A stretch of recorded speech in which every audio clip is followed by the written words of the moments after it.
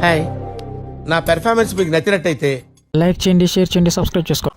కూటమి ప్రభుత్వం చేస్తున్నటువంటి అరాచకాలపైన పెద్ద ఎత్తున యాందిరయ్యా యాన్ చేస్తున్నా. ఈరోజు ఆంధ్రప్రదేశ్ రాష్ట్ర వ్యాప్తంగా రిలే నిరాహార దీక్షలు పెద్ద ఎత్తున యువత పాల్గొంటుంది. ఏ విధంగా చూడాలి? చెప్పి తగలడు.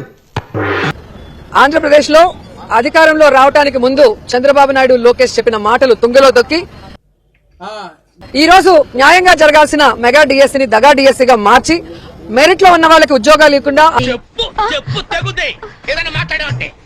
అలాగే ఈ మెగా డిఎస్సీలో ఎవరైతే అన్యాయం అయిపోయారో మెరిట్ లో ఉన్న వాళ్ళు, అర్హులైన వారు, వారికి ఉద్యోగాలు ఇవ్వాలి అని చెప్పి డిమాండ్ చేస్తూ ఏం చేద్దామంటావు? మరి ఏం దిక్కుమాలిన ప్రశ్న ఇదొకటి.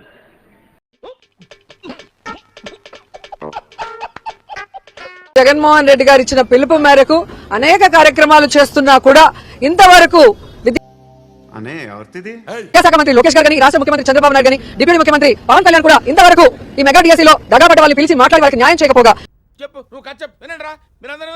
మెగా డిఎస్సీలో దగాపడ్డ వాళ్ళు పిలిచి మాట్లాడి వాళ్ళకి న్యాయం చేయకపోగా, సిబిఐ ఎంక్వైరీకి పిలుపునివ్వకపోగా, ఇంకా వాళ్ళ నాయకత్వంతో మమ్మల్ని దూషించడం, మా మీద బురద జల్లడమే కాకుండా నోరు ఉంది కదా గుల్ల వాగకు, పాయింట్ లాకేషన్ లాగి పడితే ఎంత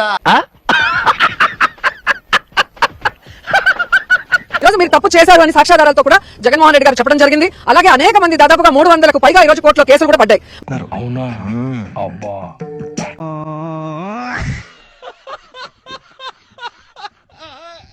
ఈ రోజు ప్రతిపక్షాలు ప్రజల పక్షాన నిలబడి పోరాడుతున్నప్పుడు వాటిలో నిజానిజాలు తెలుసుకొని వాటిని పరిశీలించాలి.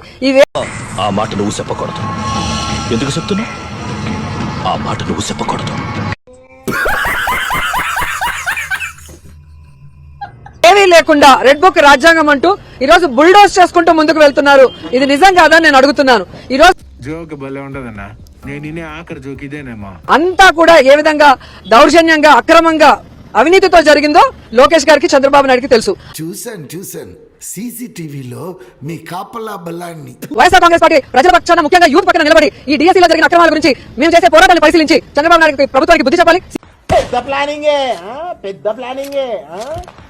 సిబిఐ ఎంక్వైరీ వేయాలి, లోకేష్ చేత రాజీనామా చేయించాలని కూడా డిమాండ్ చేస్తున్నాం. సిబిఐ ఎంక్వైరీ వేయాలి, లోకేష్ చేత రాజీనామా చేయించాలని కూడా డిమాండ్ చేస్తున్నాం.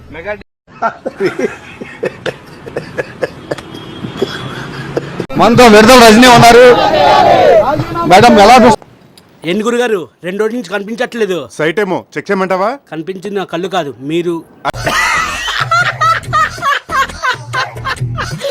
రాష్ట్ర వ్యాప్తంగా చూస్తున్నాము యువత పట్ల, విద్యార్థుల పట్ల మరి జగన్మోహన్ రెడ్డి గారు ఇచ్చినటువంటి పిలుపు మేరకు వారి కష్టానికి వారి అండగా ఉందామని చెప్పి వైఎస్ఆర్ కాంగ్రెస్ పార్టీ పెద్ద ఎత్తున కూడా రిలే నిరాహార దీక్షలు చేస్తా ఉంది.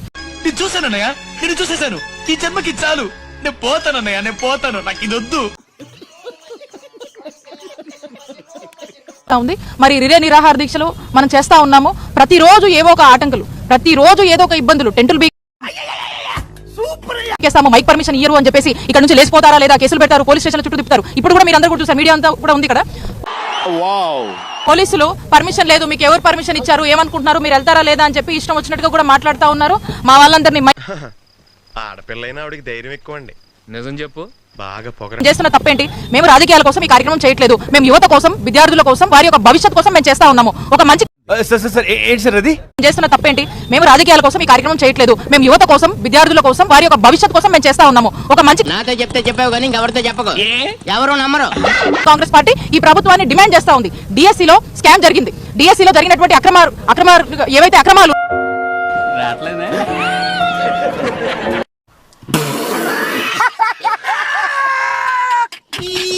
మరి దీనికి సంబంధించి సిబిఐ ఎంక్వైరీ వెంటనే వేయాలి అని చెప్పి మేము ప్రభుత్వాన్ని డిమాండ్ చేస్తా ఉన్నాము. అలాగే దీనికి నైతిక బాధ్యత వహిస్తూ లోకేష్ గారు రాజీనామా చేయాలని కోరుతా ఉన్నాము. ఫీజు రీయింబర్స్మెంట్ మా లైఫ్ ఇబ్బంది అవుతుందేమో అని చెప్పేసి భయపడుతూ కూడా అయినా కూడా డేర్ చేసి బయటకు వచ్చి వాళ్ళకు వచ్చినటువంటి బ్రైబ్ కాల్స్ గురించి ఎవరైతే బతుకు బురదలో పంది బతుకుతుంది, నువ్వు బతుకుతున్నావు ఎందుకు ఎదవన్నారు? ఇప్పటికైనా కూడా వైసీపీ వాళ్ళ కోసం కాదు, లేకపోతే ఏదో మేము చేస్తున్నామని కాదు, రాజకీయం చూడకుండా విద్యార్థుల భవిష్యత్ కోసం ఆలోచించమని ఈ ప్రభుత్వాన్ని మేము హెచ్చరిస్తున్నాము. వినటానికి విల్లింగ్ గా ఉంటే శ్రీకృష్ణుడు భగవద్గీతలో అర్జునుడికి ఇంత చెప్పాడు.